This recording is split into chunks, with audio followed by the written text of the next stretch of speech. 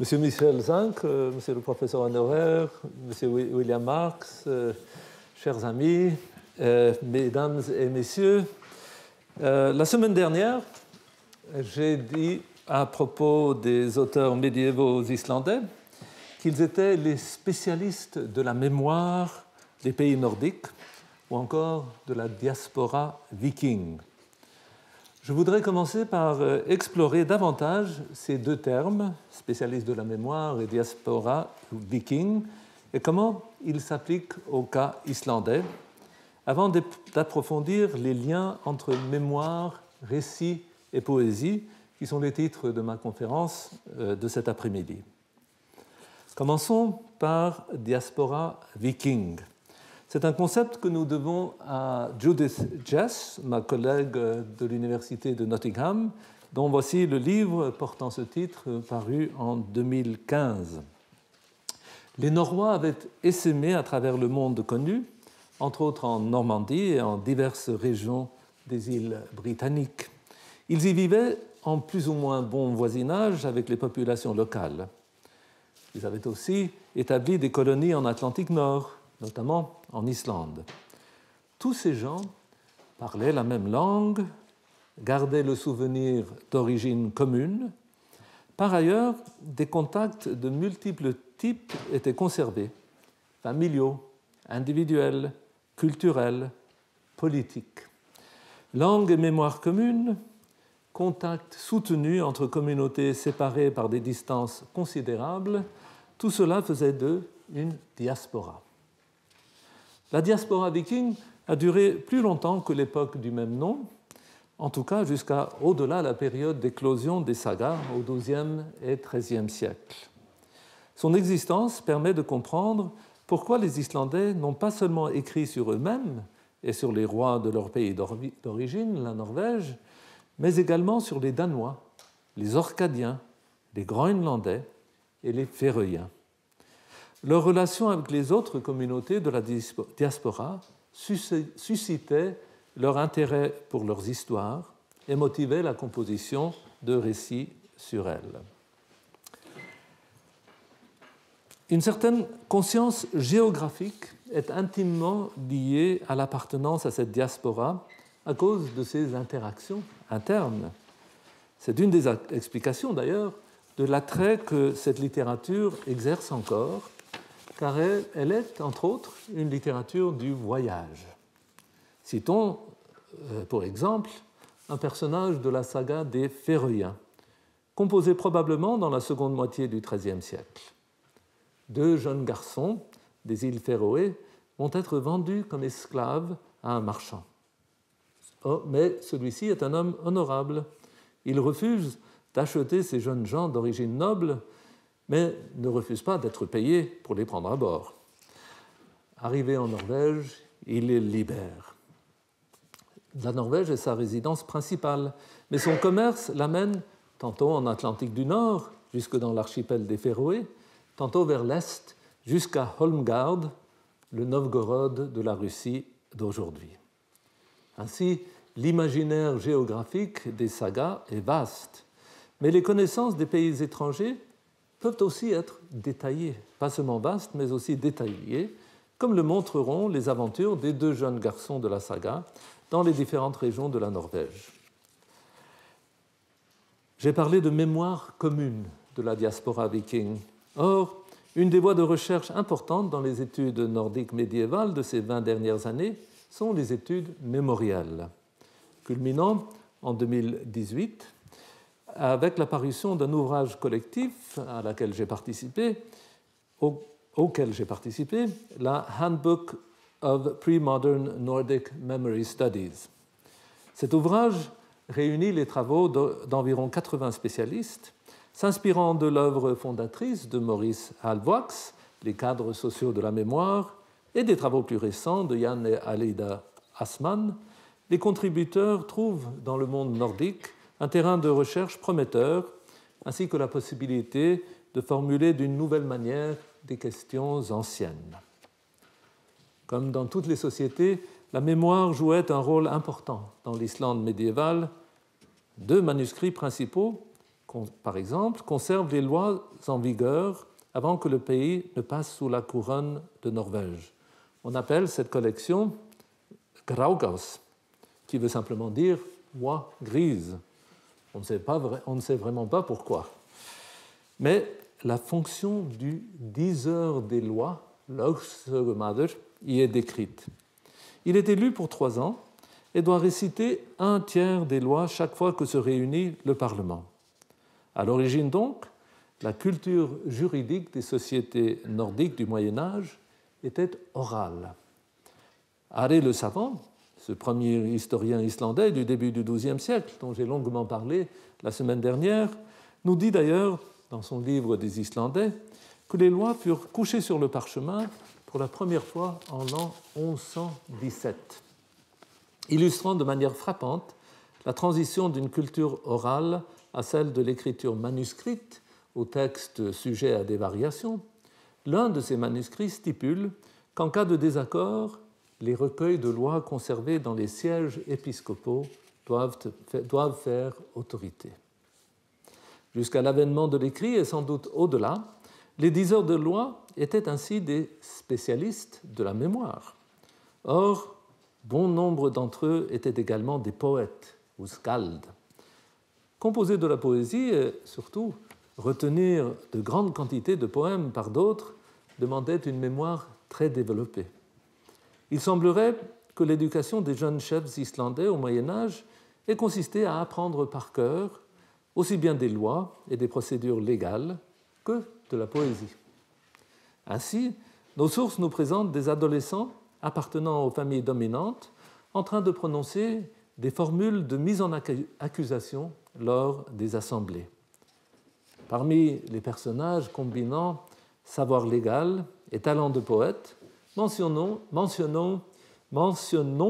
Snorri Sturluson et ses 2 neveux, Olaf et Sturla. Chacun d'entre eux, chacun des 3, a été diseur des lois à un moment ou un autre de leur vie, Snorri étant réputé pour sa capacité à manipuler la loi à son avantage. Tous 3 étaient aussi de bons poètes. Sturla composa de longs poèmes sur des personnages importants, dont 3 sur le roi norvégien Hákon Hákonarson, celui-là même auquel les Islandais finirent par se soumettre en 1262. Le frère aîné de Sturla, Olavur, ne se contenta pas de composer de la poésie, mais rédigea également un traité de rhétorique, le 3e traité grammatical, comme on l'appelle, et qui doit beaucoup aux écrits de rhétorique semblables diffusés en Europe tout au long du Moyen Âge, mais dont la particularité est d'utiliser la poésie autochtone skaldique comme source d'exemples de figures de style. Leur oncle, Snorri Sturluson, c'est tel qu'un artiste norvégien l'imagine dans cette image. Leur oncle, Snorri Sturluson, est l'auteur de l'Edda en prose, notre meilleure source sur l'ancienne mythologie norroise, mais qui fut composée pour enseigner l'art de la poésie skaldique. Snorri expliqua ailleurs pourquoi on pouvait se fier aux poèmes anciens comme source de renseignements sur les événements du passé. On pouvait faire confiance aux poèmes des vieux skalds à cause de la complexité de leur versification. Un système élaboré d'accents toniques, d'allitération et de rimes internes fournissait un support à leur mémorisation précise. Par ailleurs, leur syntaxe éclatée et vocabulaire spécialisé faisaient que de menus changements au vers, induits par des défaillances de la mémoire, les rendaient vite incompréhensibles. C'est pourquoi Snorri disait tenir pour véridiques tous les faits nommés dans ses poèmes. De plus, ils furent composés pour être déclamés devant le roi ou autres dirigeants qui avaient accompli les hauts faits en question. Selon Snorri, on ne pouvait dans ce cas louer le souverain pour des exploits qui n'avaient pas eu lieu, qu'il n'avait pas accomplis. Cela aurait été sarcasme et non louange, hauth et neye, lof. C'est ainsi que la poésie skaldique est le plus souvent utilisée dans les sagas royales. Les auteurs des sagas citent des strophes skaldiques pour authentifier leur dire. Le roi W fit bataille dans le lieu X contre le roi Y, ainsi que le dit le poète Z. Et la strophe est citée. Les sagas des premiers Islandais, comme je les appelle, pour Íslendingasögur, utilisent la poésie skaldique d'une manière différente. Le personnage principal y est souvent un poète ou un skald. Si, dans les sagas royales, la poésie sert le plus souvent de confirmation au dire de l'auteur, un peu comme une note en bas de page dans un article scientifique, dans les sagas des premiers Islandais, la strophe skaldique joue un rôle dans l'intrigue elle-même, dans la diégèse, pour utiliser ce concept créé naguère par Gérard Genette. La strophe peut ainsi tenir lieu de dialogue, le personnage répondant à une question ou faisant une remarque, avec parfois des conséquences sérieuses pour la suite des événements. Prenons un exemple tiré de la saga de Gisli. Elle se déroule dans un des fjords de l'ouest de l'Islande. Composée au XIIIe siècle, l'action se passe au temps païen, précédant la conversion au christianisme en l'an 1000. Un chef local, Gisli Súrsson, a tué son beau-frère, le mari de sa sœur. C'était pour venger son frère juré. Cependant, le meurtre a été accompli dans le noir et personne ne sait que Gisli en est l'auteur. Voici comment se l'imagine un artiste anglais du XIXe siècle. Gisli, dans le noir, va tuer son beau-frère et puis il est là à droite, il est parti comme hors-la-loi.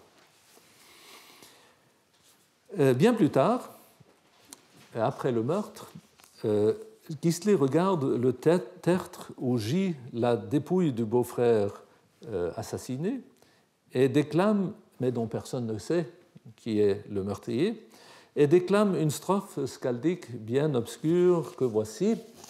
Teina sáki túni, Tálgríms vinar fálu, Gaurs þess geig og veittak, Gunnbliks þáa miklu.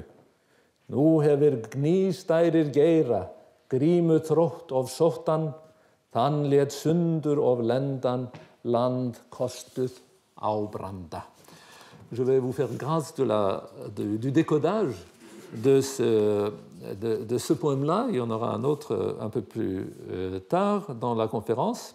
Mais la saga nous dit que la sœur de Gisli, donc la veuve de la victime, a entendu et son frère déclamer la strophe et l'a appris à la première écoute. Le temps de retourner chez elle, elle avait pu en extraire le sens. Dans la strophe, Gisli se vante d'avoir tué le mari de sa sœur, mais d'une manière tellement obscure qu'il pensait que personne ne comprendrait. La sœur, l'ayant compris, n'a qu'un choix, celui de faire intenter un procès contre son frère, qui sera frappé d'ostracisme et vivra le restant de sa vie comme hors-la-loi. Plusieurs choses sont intéressantes dans ce récit. En premier lieu, l'absurdité du devoir de vengeance qui conduit une sœur, pour venger son mari, de mettre en danger la vie de son propre frère. Ce thème du conflit tragique des loyautés dans une société où on a l'obligation de venger ses proches semble avoir fasciné les Islandais du XIIIe siècle. On le retrouve dans les poèmes héroïques recueillis dans les manuscrits de cette époque et aussi dans les sagas légendaires. La saga des Volsung, chère à Wagner, en est le meilleur exemple. Les Islandais du XIIIe siècle semblent s'être reconnus dans ce matériau tragique, ce qui est compréhensible étant donné la violence de cette période. En effet, il y a de nombreux exemples d'individus contraints de combattre dans le camp adverse de leurs proches parents, dans les luttes violentes entre factions qui ont marqué la période. L'auteur de la saga de Gisli transpose cependant ce matériau de légende dans le cadre familier de l'Islande. Cette tension entre la familiarité de l'environnement, aussi bien physique que social, et le caractère extrême des situations est d'ailleurs pour beaucoup dans la puissance littéraire de ces sagas des premiers Islandais. Un deuxième point d'intérêt de cet épisode concerne la raison pour laquelle Gisli, qui est parvenu à assassiner son beau-frère sans que personne ne sache que c'était lui, livre son secret de cette manière. C'est un paradoxe. On peut présumer qu'il pensait que personne n'arriverait à décoder le langage obscur de sa strophe. J'y vois pour moi un acte illocutoire, un acte de langage. Dans la société mise en scène dans les sagas, tuer quelqu'un en se cachant était déshonorable. On devait revendiquer son geste.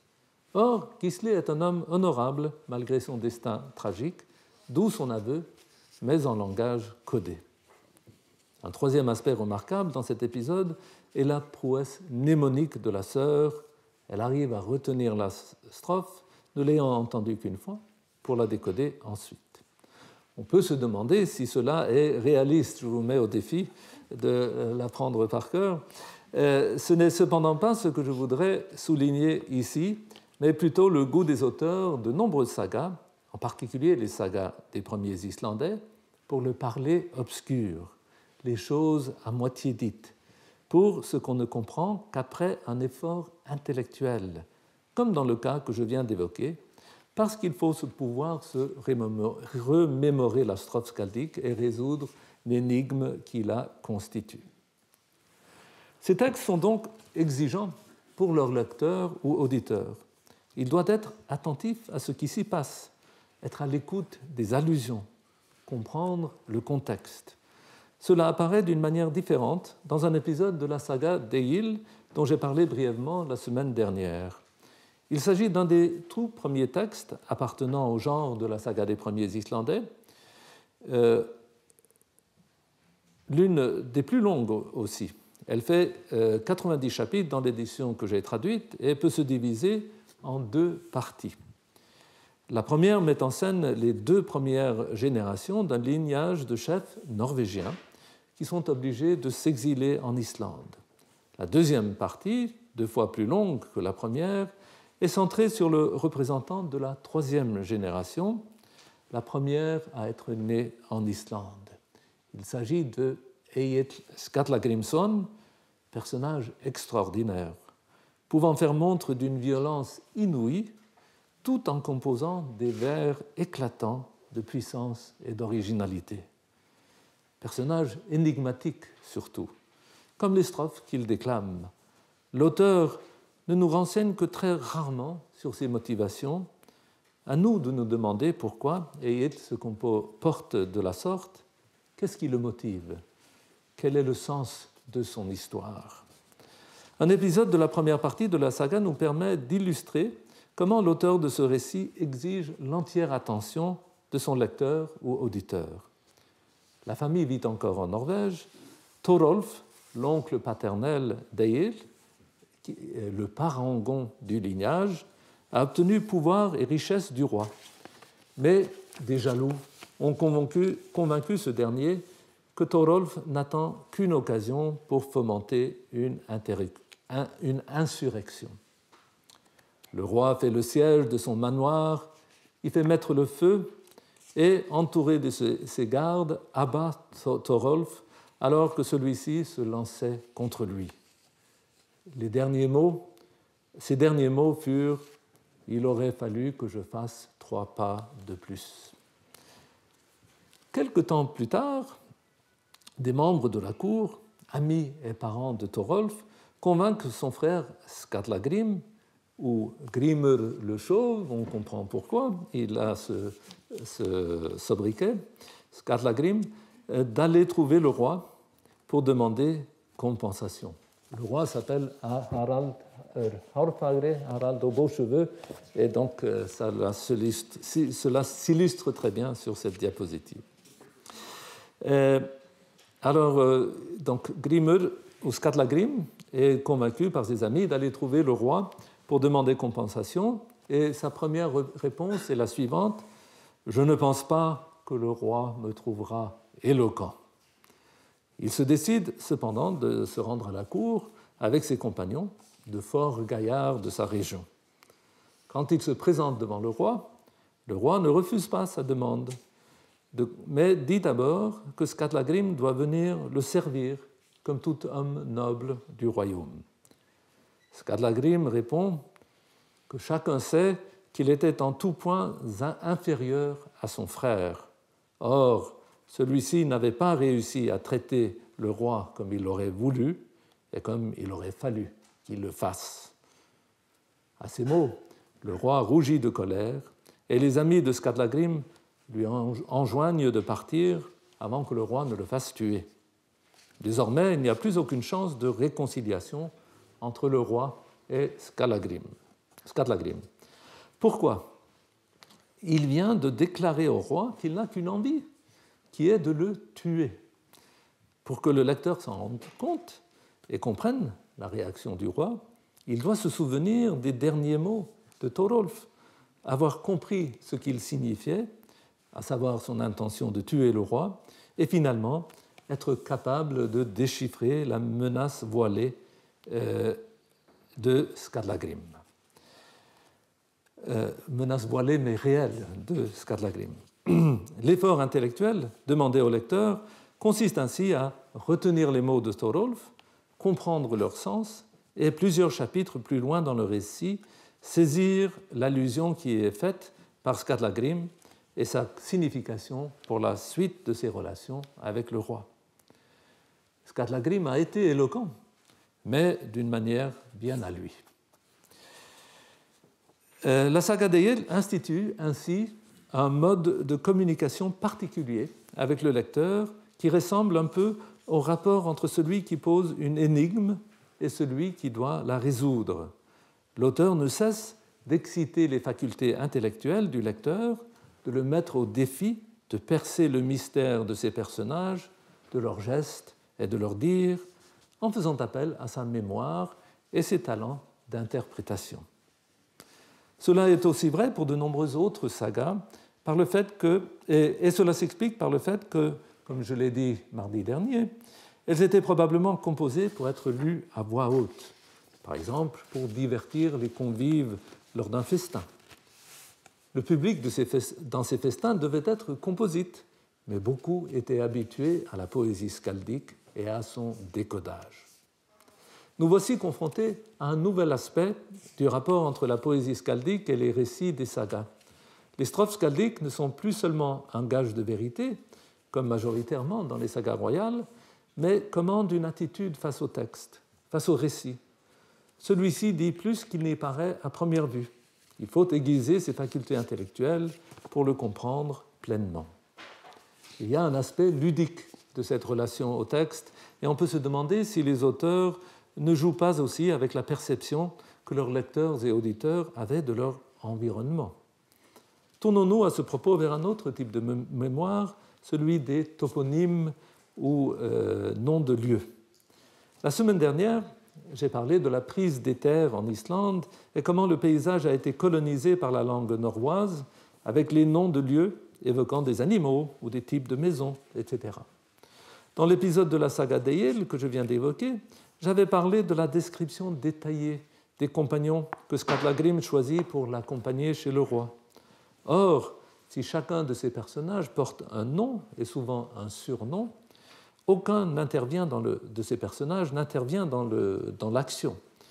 Quelques chapitres plus loin, cependant, lorsque Skallagrim et son père se sont vengés cruellement sur des amis du roi, ainsi que sur ses jeunes cousins, ils arrivent en Islande et Skallagrim s'arroge un grand territoire dans la région du Borgarfjörð. Il distribue ensuite des terres à ses compagnons. Leurs noms ou surnoms deviennent ainsi, selon la saga, la source de nombreux toponymes de la région, comme le montre cette carte.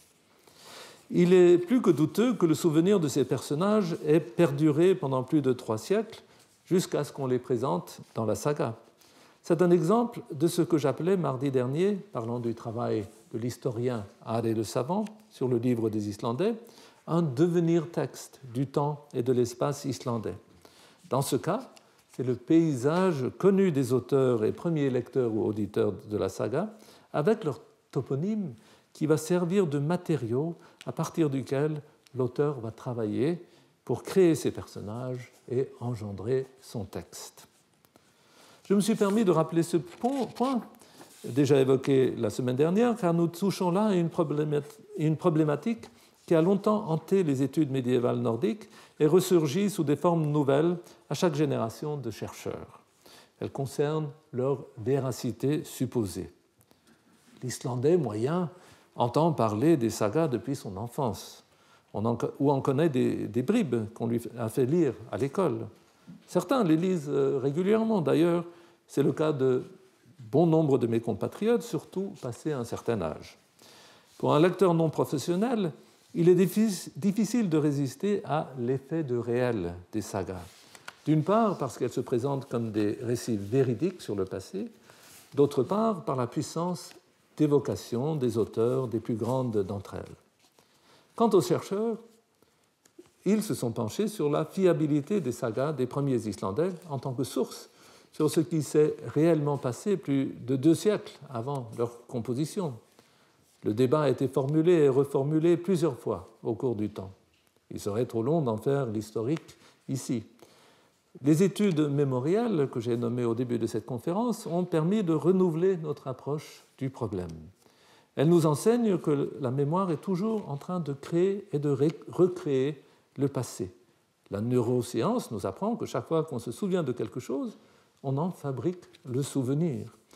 C'est également vrai pour ceux transmis de personne à personne, de génération à génération. De ce fait, des récits qui paraissent trop romanesques pour être vrais peuvent en fait avoir eu pour origine des faits véridiques et contenir des renseignements dignes d'intérêt. Le meilleur exemple de cela sont les 2 sagas qui relatent comment des habitants des colonies norroises au Groenland sont arrivés sur le continent américain pour tenter de s'y établir. Elle s'appelle la saga d'Éric le Rouge et la saga des Groenlandais. Elles divergent sur bien des choses, comme les noms des expéditionnaires ou le nombre des voyages. En revanche, elles s'accordent sur la description générale de l'itinéraire vers ce pays qu'ils appelèrent Vinland, pays de la vigne. Elles situent également ces événements dans la même période. Les 2 récits ont de nombreux aspects tout à fait romanesques. On peut interpréter comme reflétant la volonté de leurs auteurs de leur donner un sens. La matière mémorielle a ainsi été façonnée d'abord par la transmission orale, ensuite par la mise par écrit d'un récit signifiant. Pendant longtemps, on pouvait douter de la véracité de ces 2 sagas. N'étaient-ce pas des variations sur le thème du voyage dans un pays inconnu qu'on pouvait trouver dans maints textes médiévaux? En 1960, une équipe d'archéologues a trouvé ce qui est indéniablement un site norrois datant de l'époque viking à Lance-aux-Meadows en Terre-Neuve. Et voici la photo d'une reproduction de cette ferme à Terre-Neuve même. Ces archéologues ont ainsi mis fin aux doutes qui pouvaient subsister sur la réalité des voyages vikings vers le continent américain. Tout récemment, une nouvelle technique de datation basée sur le repérage d'effets des tempêtes solaires sur le bois et qu'on peut dater dans les cernes annuelles a permis de montrer que des hommes munis d'outils en métal, donc des vikings et non des autochtones de la Terre-Neuve, ont coupé du bois sur ce site en l'an 1021, il y a tout juste 1000 ans. Cela correspond très bien avec la chronologie d'une de ces 2 sagas, la saga des Groenlandais, qui nous dit que l'un des personnages principaux, Karlsefni, et son épouse Gudrid sont retournés en Islande, où ils se sont établis à Glömbair et ont eu une descendance noble et nombreuse, notamment 2 évêques du pays. Et vous voyez la photo de l'un d'entre eux en bas. La concordance des généalogies et d'autres éléments de chronologie dans les sagas avait naguère permis à un philologue islandais de proposer la date de 1020 pour leur voyage en Vinland. Qui osera dire après cela que la philologie n'est pas une science exacte? Il arrive que quelqu'un qui, comme moi, s'intéresse surtout aux qualités littéraires des sagas et dont le premier réflexe est de les considérer avant tout comme des fictions faisant sens pour leurs auteurs et publics, se voit de temps en temps déstabilisé par les découvertes archéologiques telles que celles dont je viens de parler. Elles tendent en effet à confirmer l'enracinement des sagas dans une mémoire transmise de génération en génération et qui véhicule une image du passé qui se confond de manière étonnante avec la réalité. Il est en fait assez facile de sortir de cette impasse grâce justement aux études mémorielles et à la plasticité du souvenir qu'elles suggèrent. La mémoire a tendance à transformer en fiction les événements. Comme le disait le grand écrivain Alain Robbe-Grillet dans le premier tome de sa trilogie autobiographique des romanesques, Le miroir qui revient, la mémoire est mensongère et travailleuse. Même dans un récit qui se présente comme narrant des événements du passé, les pulsions créatrices de sens sont à l'œuvre. J'ai parlé la semaine dernière des différents genres de sagas, et j'ai fait la distinction entre les sagas de contemporains mettant en scène les événements d'un passé récent et les sagas des premiers Islandais, dont l'action est située dans un passé historique à une distance temporelle de plus de 2 siècles des auteurs. J'ai expliqué comment ces sagas étaient différentes à cause des contraintes posées par le fait que les auditeurs et lecteurs des sagas pouvaient avoir été témoins de ces événements récents relatés dans les sagas de contemporains. Cela avait plusieurs conséquences. Le récit contenait beaucoup de détails superflus qui ne servaient pas à l'intrigue, mais que l'auteur avait en mémoire. Aussi, les éléments de contexte manquaient pour la bonne compréhension du récit, car ils étaient déjà connus des auteurs et du public qu'ils avaient en tête, et il n'était donc pas la peine de les donner. Pour les mêmes raisons, on éprouvait rarement le besoin de décrire les personnages, leurs aspects physiques et leurs traits de caractère. Ils étaient déjà connus du public pour lequel les auteurs composaient leurs œuvres. Ainsi, le sens qui pouvait être donné au récit était obscurci, soit par un luxe de détails, soit par un manque de renseignements essentiels. La transmission mémorielle enlevait le superflu et ajoutait l'essentiel pour modeler le récit jusqu'à ce qu'une intrigue commence à prendre forme et qu'un sens se dégage peu à peu. C'est le cas d'une saga qui n'appartient pas pleinement à la catégorie des sagas de contemporains, sans pour autant être une saga des premiers Islandais. Il s'agit de la saga de Thorgils et Hafliði. Elle fait partie de la grande compilation de la saga des Sturlungar, mais se distingue des autres sagas qui y figurent par le fait qu'elle est composée environ un siècle après les événements qu'elle relate, ceux-ci datant du début du XIIe siècle. Or, on peut y déceler les tendances transformatives de la transmission mémorielle, mais pas complètement réalisées.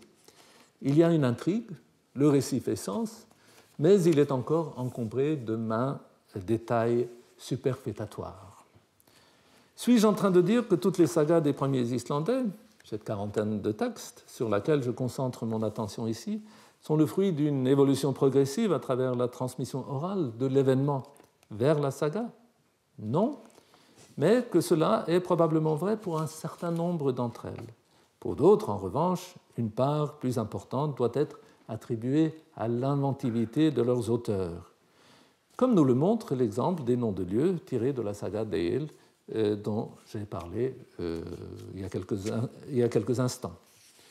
En effet, une approche qui prend en compte une diversité des genèses possibles des sagas semble aujourd'hui être la plus prometteuse. Cette question est d'actualité dans la recherche récente sur la poésie skaldique, rapportée dans les sagas des premiers Islandais et dont j'ai déjà décrit le rôle littéraire différent de celui qu'elle joue dans les sagas royales. Ces sagas sont conservées comme fragments dans des manuscrits du XIIIe siècle, en version complète dans des manuscrits du XIVe.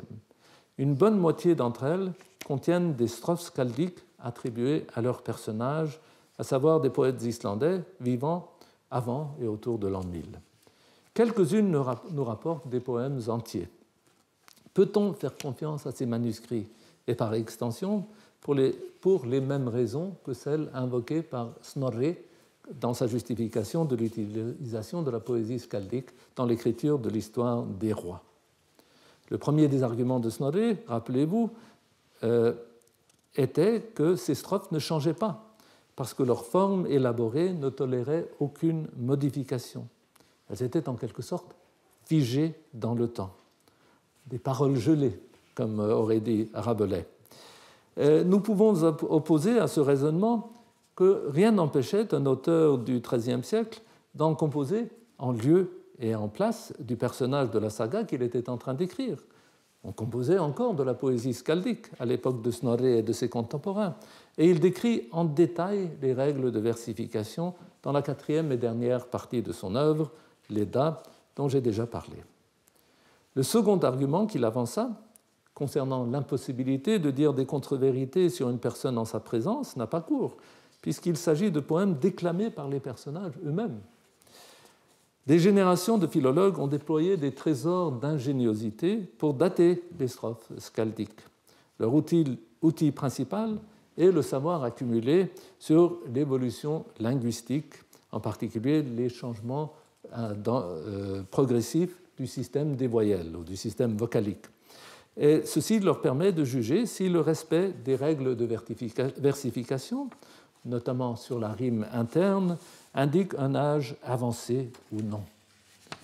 Rien n'est certain dans ce domaine, car un poète du XIIIe siècle, qui connaissait de la poésie du Xe, pouvait être conscient de ces changements de la langue et les reproduire s'il voulait composer de la poésie en lieu et place d'un personnage du passé. Le temps est venu de vous présenter en quelques détails une strophe skaldique extraite d'une saga des premiers Islandais, la même saga d'Eyjol dont j'ai déjà parlé. Alors, maintenant, c'est la deuxième génération, la deuxième partie, et Eyjol et son frère commandent une expédition viking. Ils sont entrés dans la Baltique, où ils ont pillé les côtes de la Courlande, la province occidentale de la Lettonie actuelle. Ils y ont brûlé fermes et villages et massacré les habitants. Ils ont aussi libéré un marchand danois nommé Auke, prisonnier des Courlandais. Celui-ci, comme gage de reconnaissance, leur indique un endroit où ils sont sûrs de trouver du butin, la ville de Lund en Scanie. Il y a probablement une pointe d'ironie parce qu'au XIIIe siècle, c'était le siège de l'archevêché du Danemark. Mais donc en l'an 1000, les deux frères sont censés s'y être rendus avec leurs navires et attaquent la ville. Mais avant l'attaque, Egil exhorte ses hommes avec la strophe que voici. Uppskulum órum sverðum, úlfs tannlituður glitra, eigum dáð að dría í dalmiskun fiska, leiti upp til lundar, líða hver sem bráðast, gerum fyrir setur sólar, seið ófagran vigra. Guerrier, toi qui rougis les dents du loup, qui donne donc à manger aux charognards, levons nos épées pour les faire scintiller.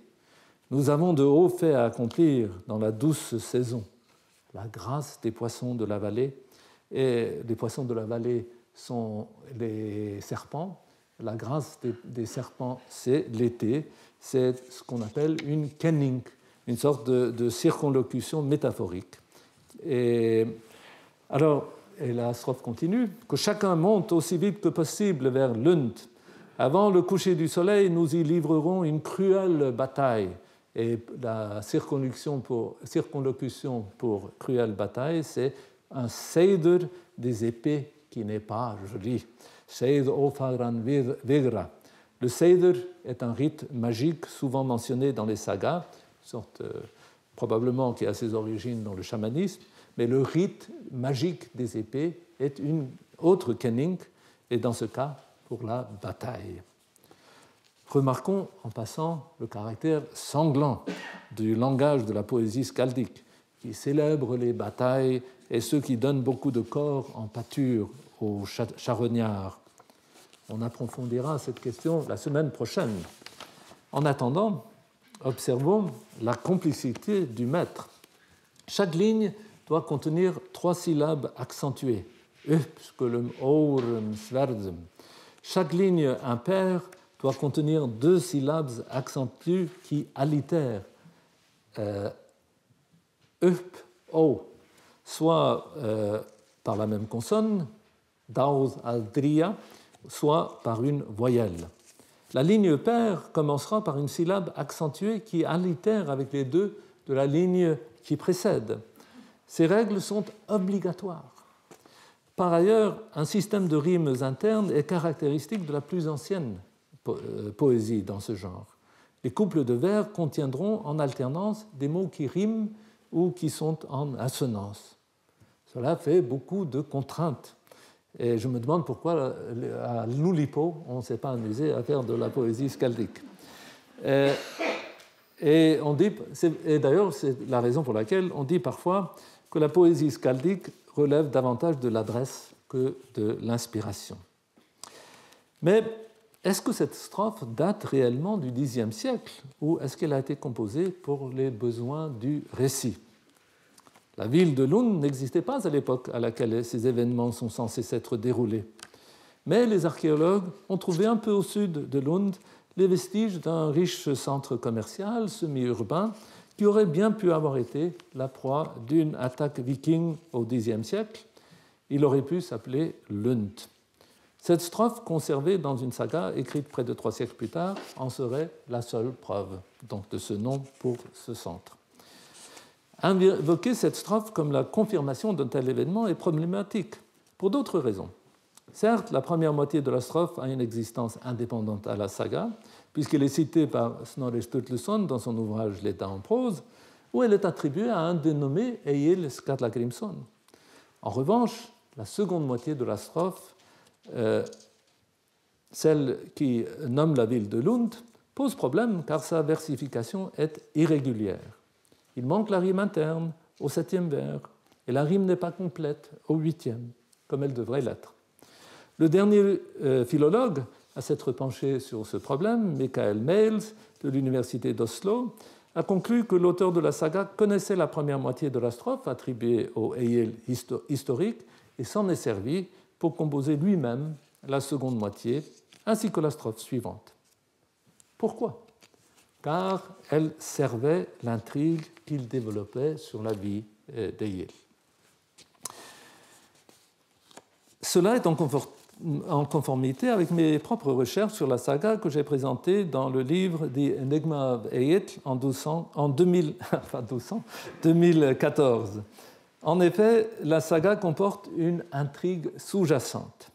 C'est le conflit implicite entre Egil et son frère aîné à propos de la jeune femme que ce dernier a épousée, mais que tout porte à croire qu'Egil désirait pour lui-même. Il s'agit d'un cas de jalousie entre frères à fort potentiel de fratricide, mais celui-ci ne se réalise qu'indirectement, comme nous allons le voir. L'intrigue conduit les deux frères en Baltique, où c'est Egil et non son frère qui libère le Danois Auke, dont je viens de parler. Or, c'est Auke qui leur avait indiqué la ville de Lund.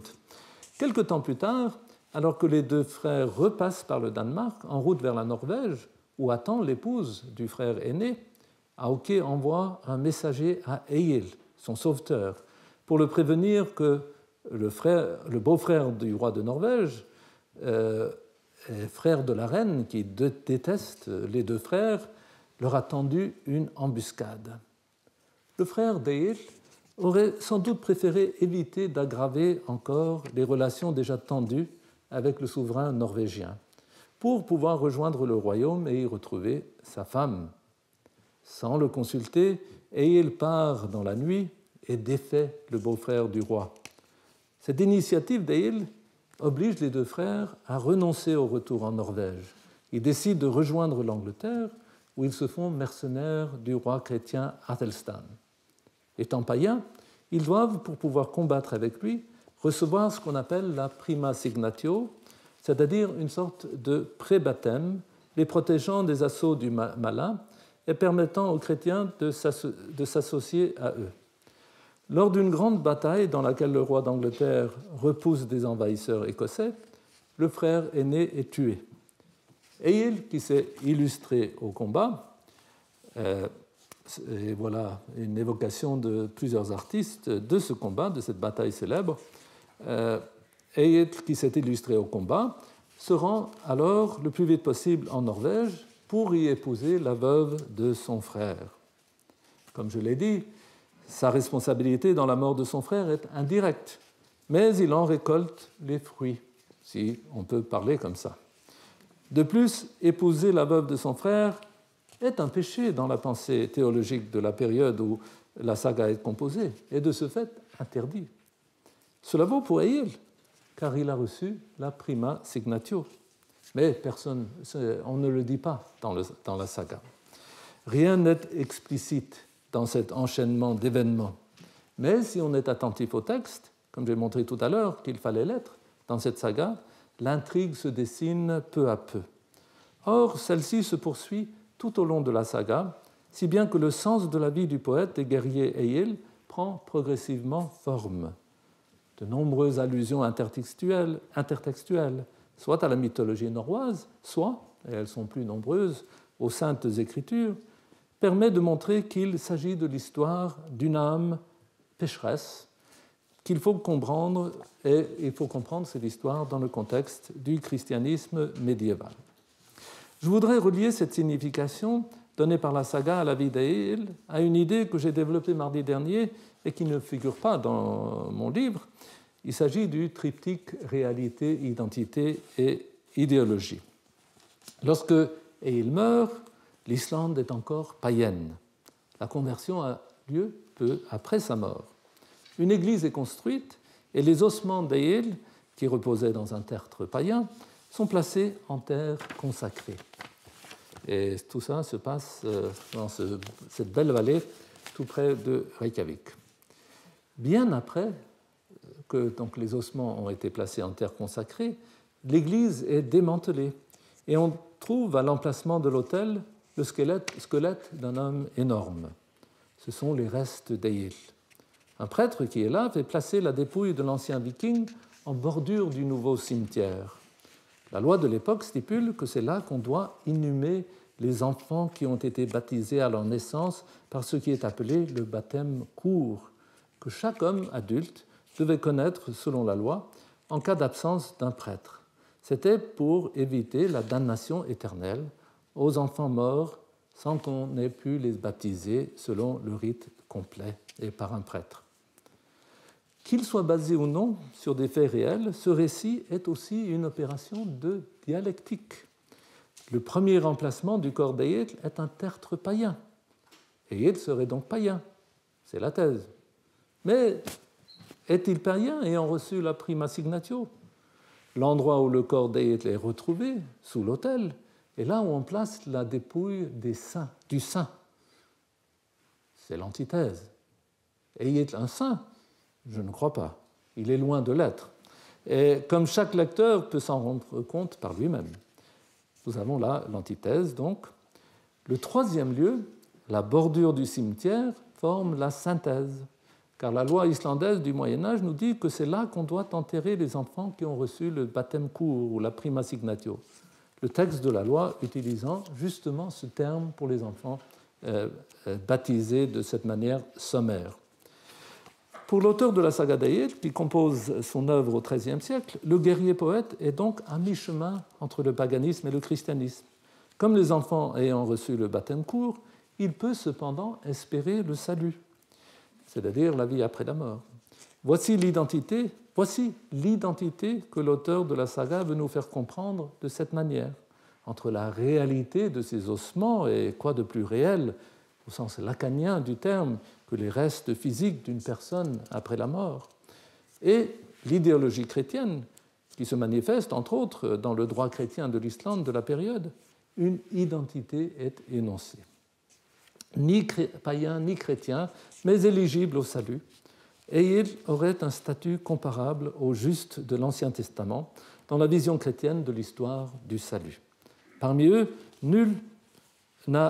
donc ces justes, nul n'a autant de traits communs avec Eyill que le roi David, tueur de géants comme Eyill, poète comme lui, celui des psaumes, désirant la femme d'un autre, Eyill celle de son frère, David Bethsabée, épousant celle-ci une fois que cet autre est mort au combat, pour finir, pour perdre un enfant né de cette union.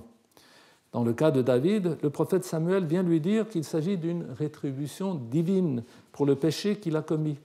Dans le cas d'Éil, rien de tel, car c'est un texte qui demande à ses lecteurs de comprendre par eux-mêmes ce qui est implicite, comme je l'ai déjà expliqué à profusion.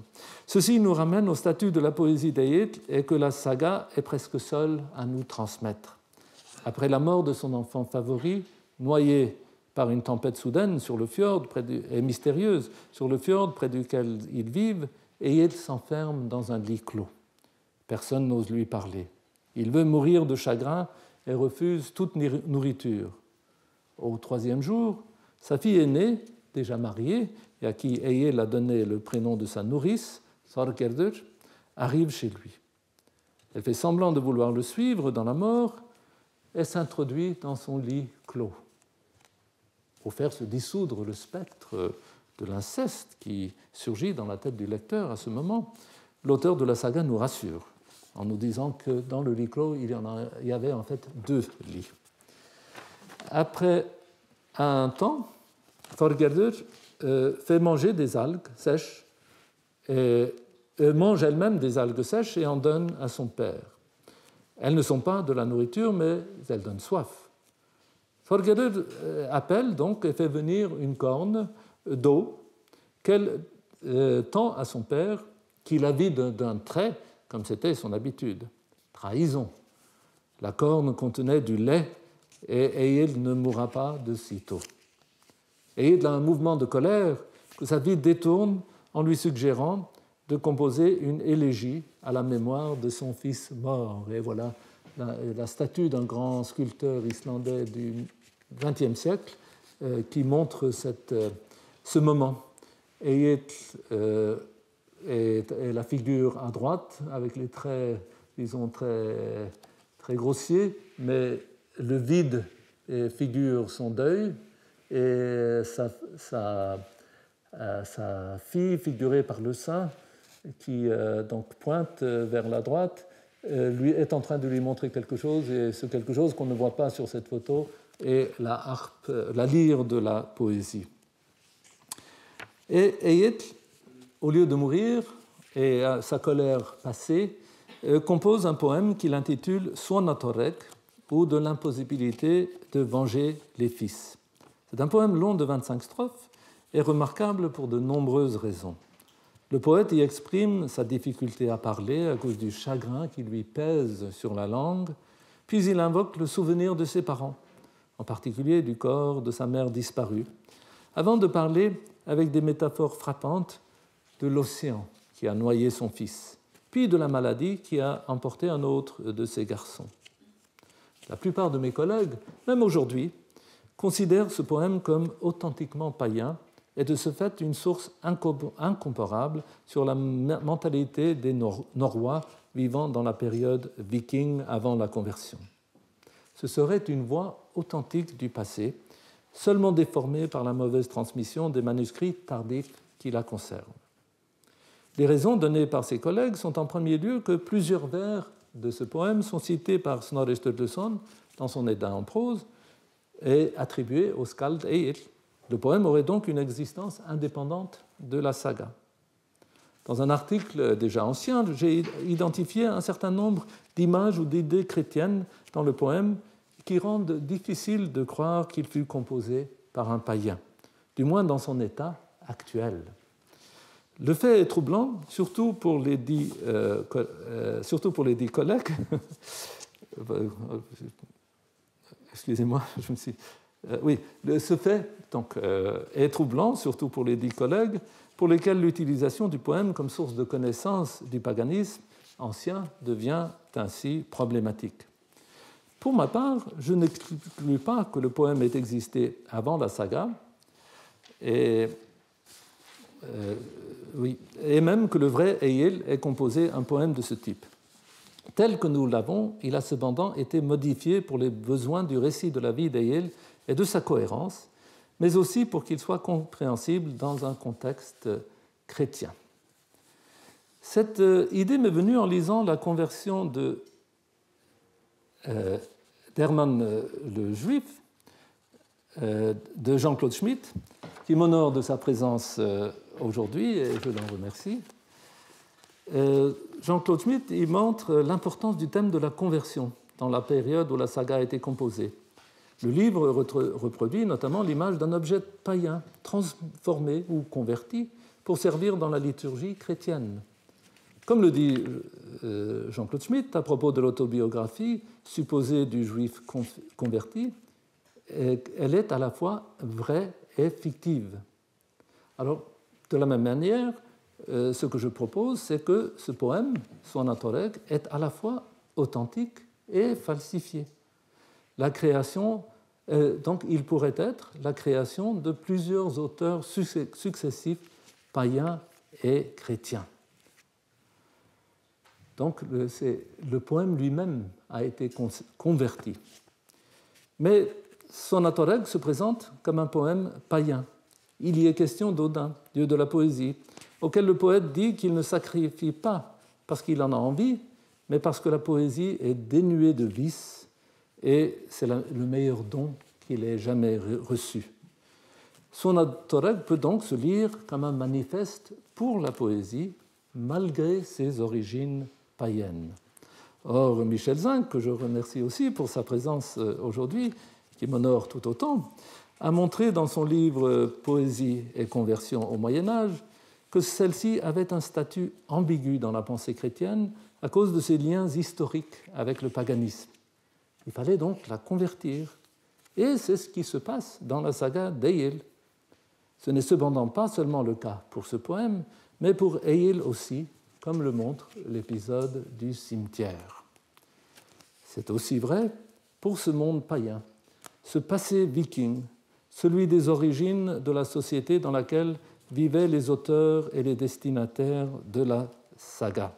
La conversion de l'Islande en l'an 1000 était comme une charnière entre deux ères, comparable au temps chrétien, qui est divisé par l'incarnation, et que Jean-Claude Schmitt a comparé d'ailleurs à un gond entre deux battants dans son article sur le temps dans la toute récente Nouvelle histoire du Moyen-Âge dirigée par Florian Mazel. Les auteurs des sagas exploitaient la mémoire commune de la diaspora viking, y compris la poésie, qu'elle soit authentiquement ancienne ou composée par eux, comme des voix venant du passé pour servir leur récit. Ces sagas des premiers Islandais. Une identité y était construite, interpellée par les différentes idéologies de la période, mais cette identité, qui a ses origines dans le paganisme, est ambiguë, car confrontée à une réalité troublante, violente, traumatisante. Nous verrons celle de la société islandaise du XIIIe siècle, et nous verrons comment cette violence se traduit en littérature la semaine prochaine dans ma conférence intitulée « Une société et une littérature aux prises avec la violence ». Merci.